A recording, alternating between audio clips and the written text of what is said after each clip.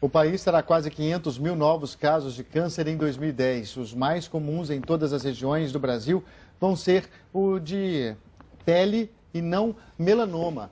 Quer dizer, o de pele e não melanoma, que é um tipo de câncer, né? Próstata e também mama feminina. As informações estão numa pesquisa produzida pelo Instituto Nacional de Câncer. Ainda de acordo com o INCA, o câncer de pele não melanoma, que é a forma menos agressiva do câncer, vai responder por 23% do total de novos casos. 114 mil pessoas vão ter a doença. E os homens precisam tomar ainda mais cuidado, viu? Porque somos nós os mais afetados aí pelo problema, já que são também os que menos se protegem da principal causa da doença, a exposição ao sol.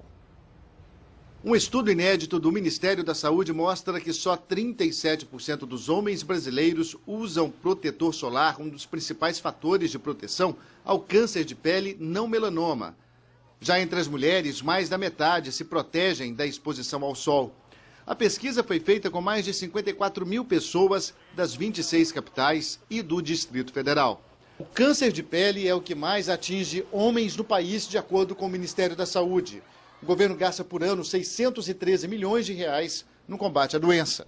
A principal causa de câncer de pele não melanoma é a exposição ao sol. O câncer ocorre devido ao efeito cumulativo do sol, ou seja, o jovem passa anos se expondo sem proteção. Mas o câncer vai aparecer quando ele estiver com cerca de 40 anos. A pesquisa do Ministério da Saúde confirma isso. Homens e mulheres entre 18 e 24 anos são os que se expõem com mais frequência ao sol sem proteção. Entre os mais jovens, apenas 47% das mulheres e quase 33% dos homens usam filtros. Especialistas dizem que um dos principais erros dos brasileiros está em achar que a proteção solar se resume ao uso do filtro em forma de creme. Camisas de trama mais grossa e cor escura, chapéu e sombrinha também evitam a exposição ao sol e diminuem as chances de se contrair o câncer de pele.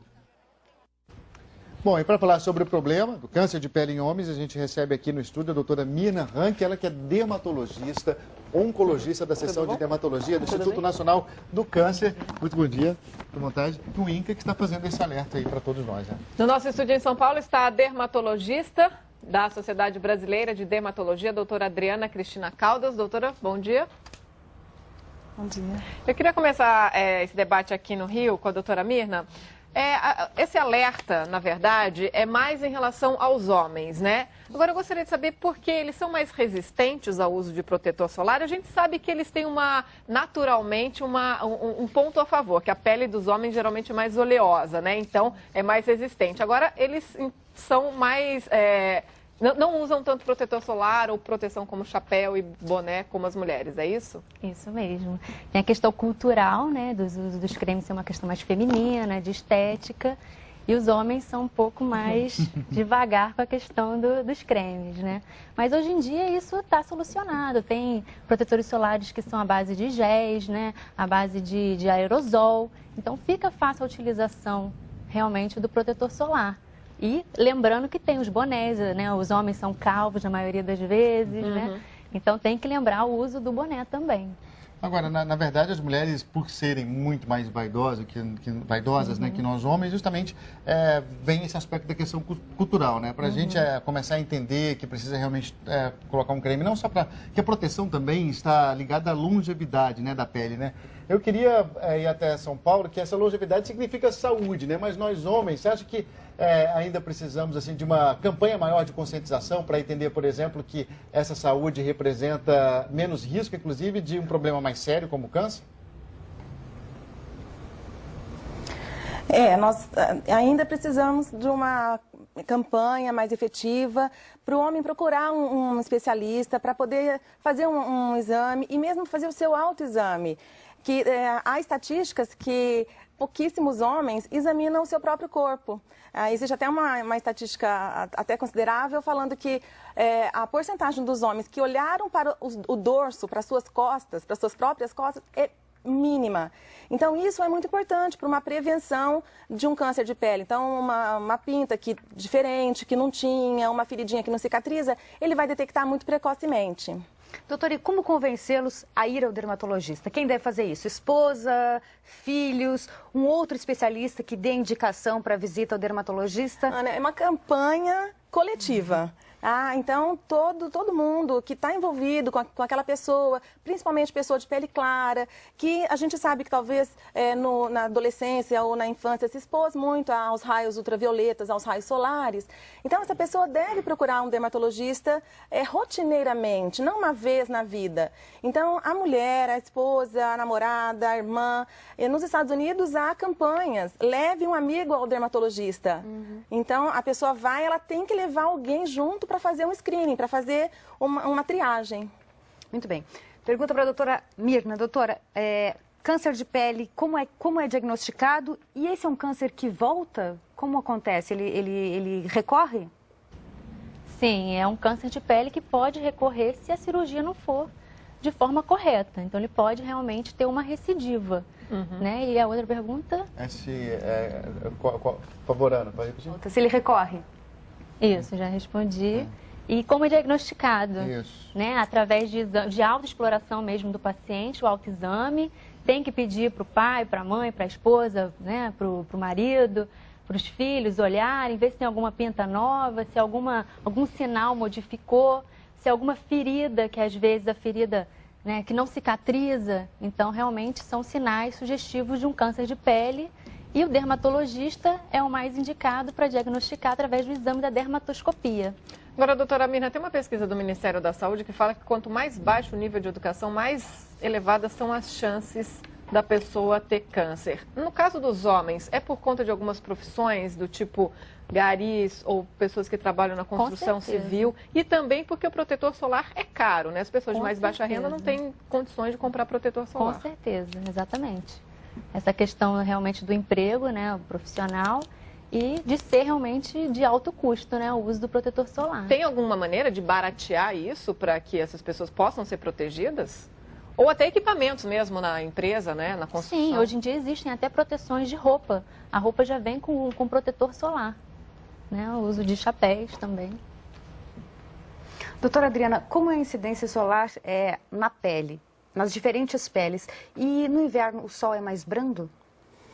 Bom, no inverno nós temos a quantidade da radiação ultravioleta, ela é menor, tá? Não descarta o uso do filtro solar, mas a gente tem uma menor quantidade dos raios ultravioletas. E esses raios ultravioletas, eles agridem a pele, modificando a estrutura da pele e levando, com o passar dos anos, tanto o envelhecimento como o que a gente se preocupa muito mais, que é o câncer de pele. Hoje a gente tem, do mesmo jeito que foi falado aqui da umidade do ar, relativa do ar, então está tanto em Brasília, está tanto em São Paulo, nós temos como dosar os raios ultravioleta. Então, quanto que nós temos hoje de raio, de incidência ultravioleta, por exemplo, em São Paulo, hoje está 7, e em Brasília está 10. E esse número vai de 1 a 14. Sendo que 1 e 2 é muito baixo. E de 10 para cima é extremamente alto, precisando de uma proteção intensa. Então é importante a gente saber quanto que está o nível de raio ultravioleta no local que a gente está, para saber o tanto que a gente tem que se proteger. Doutora Adriana, duas perguntas aqui. A gente estava falando das camadas mais pobres e que o protetor solar é muito caro. Existe um mito de que à medida que o nível de proteção vai aumentando muito mais o preço do que, na verdade, a proteção. Quer dizer que se você usar um nível 15, um nível 30 como base, por exemplo, ele vai te dar basicamente a mesma proteção que um 60, um 70. E a outra pergunta é como diferenciar, por exemplo, as manchas que já aparecem normalmente com a idade. Porque o câncer também aparece depois dos 40, normalmente uma média de 40 anos, né? E também é justamente quando aparecem essas manchas na pele.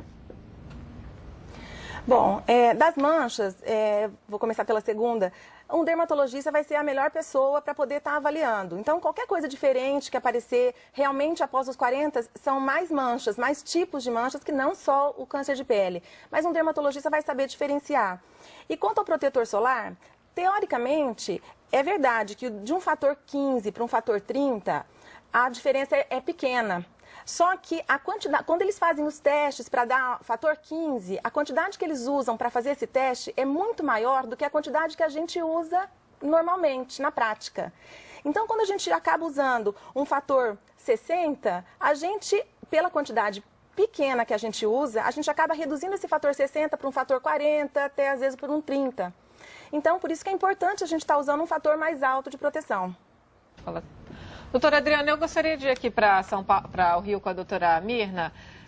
Em relação ao tempo de exposição, na verdade, né? A gente sabe que é preciso o uso do protetor solar quando está exposto ao sol, mas também quando não está exposto ao sol, porque luzes do tipo luz branca, luz de escritório, elas também prejudicam a pele, né? E esse efeito, eu queria que a senhora falasse sobre essa questão de ser cumulativo, quer dizer, desde jovens, os meninos que jogam futebol na praia devem se proteger mais.